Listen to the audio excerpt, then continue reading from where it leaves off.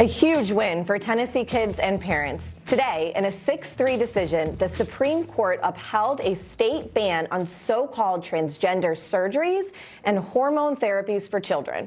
These surgeries are neither safe nor compassionate for children. They are not reversible, often leaving children sterile. In his opinion, Chief Justice Roberts wrote this: "This case carries with it the weight of fierce scientific and policy debates about the safety and efficacy and propriety of the medical treatments in an evolving field.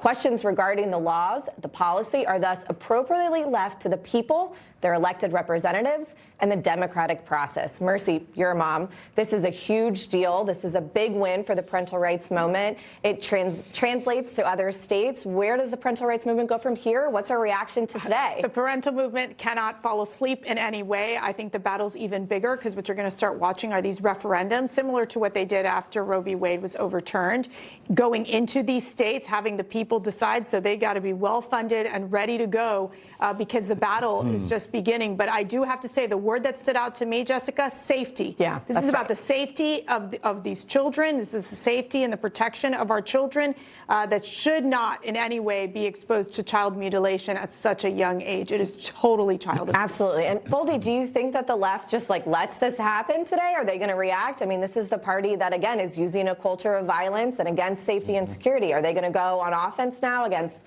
safety of kids? Well, we've seen what their offense looks like, and it's usually very violent. And the Democrats are totally beholden to this tiny little fringe group. We're even seeing countries like England say, okay, we need to pump the brakes on this a little bit.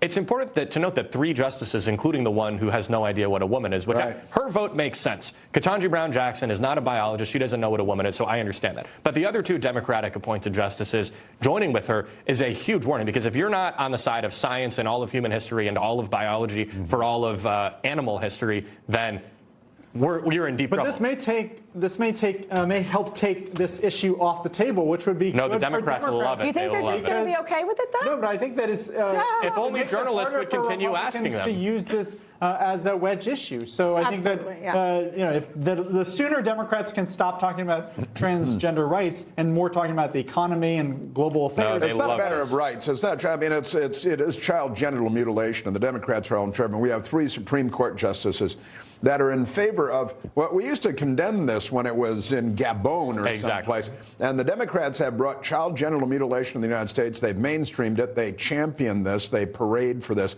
And I think you're half right on Ketanji Brown Jackson. I think she should recuse herself from cases that involve gender, since she's proven that she doesn't know what gender means or what gender is. Right. They're not even mothers, which is kind of fascinating, too. I mean, I just find the whole thing. Doesn't that even make it weirder when these elected Democrats who are specifically mothers support this sort of thing? I look at that and I don't even understand how you can do that. Yeah, absolutely. Snip, snip.